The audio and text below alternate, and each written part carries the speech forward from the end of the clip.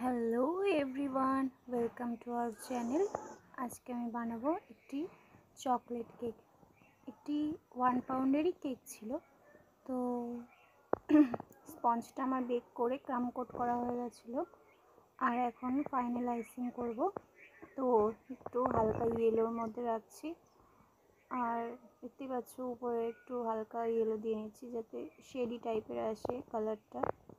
তো এইবার একটা স্প্যাচুলার সাহায্যে এটা একটু ডিজাইন করে নেব। এটা একটু সিম্পলের মধ্যেই কিন্তু দেখতে খুব সুন্দর লাগে।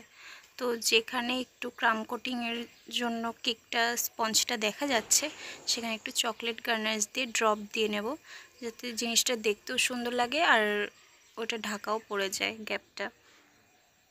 তো এখানে ড্রপ করে দিয়ে নিচ্ছি।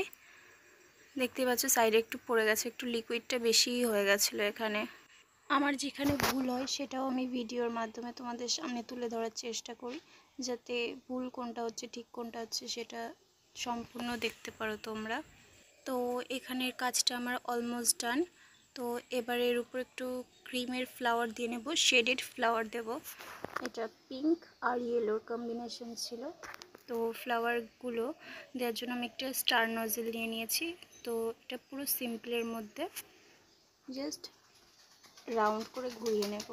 তো আমার চ্যানেলে যারা প্রথম এসেছো তারা অবশ্যই সাবস্ক্রাইব করো চ্যানেলটিকে, আর পাশে থাকা বেল আইকনটিকে প্রেস করো যাতে কোনো ভিডিও পোস্ট করলে সেটার নোটিফিকেশান তোমাদের ফোনে চলে যেতে পারে। এখানে আমার কেকটা প্রায় কমপ্লিট হয়ে গেছে। তো সাইড থেকে একটু ডট দিয়ে দিচ্ছি যাতে সাইডের ডিজাইনটাও আরও দেখতে সুন্দর লাগে। আর এর মাঝখানেই আমি চকলেটে কাজগুলো করা হয়ে গেছে। চকলেট মেল্ট করে সেটি মোল্ডের রেখে কিছুক্ষণের জন্য ফ্রিজে রেখে দিয়েছিলাম, সেগুলোই বার করে এবার এর উপরে টপারগুলো আমি সাজিয়ে দেব। কিন্তু তার আগে সাইডে এই ডটগুলো দিয়ে নিই। এই ডটগুলো দিতে গেলেও অনেক সময় প্রবলেম ফেস করতে হয়, যেহেতু এগুলো ক্রিমের কেক।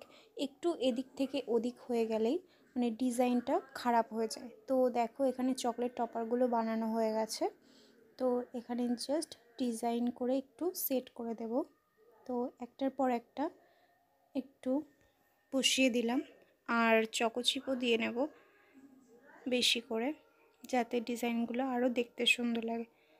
তো দেখে নিচ্ছি কোথায় কোনটা ঠিকঠাক আছে না আছে, তো সেটা আবার ঠিকঠাক করে সাজিয়ে দিলাম। তো অলমোস্ট আমার কেকটা রেডি হয়ে যাচ্ছে।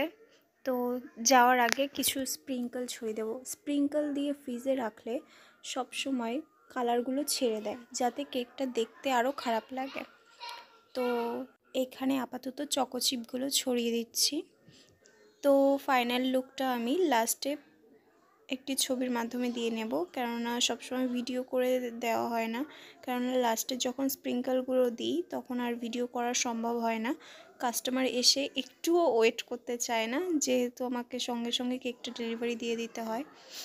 তো লাস্টে আমি পিক দিয়ে নেব, তোমরা দেখে নিও। তো আপাতত এরকম সাজিয়ে আমি ফ্রিজে রেখে দেবো, কাস্টমার আসলে সেটা দিয়ে দেব।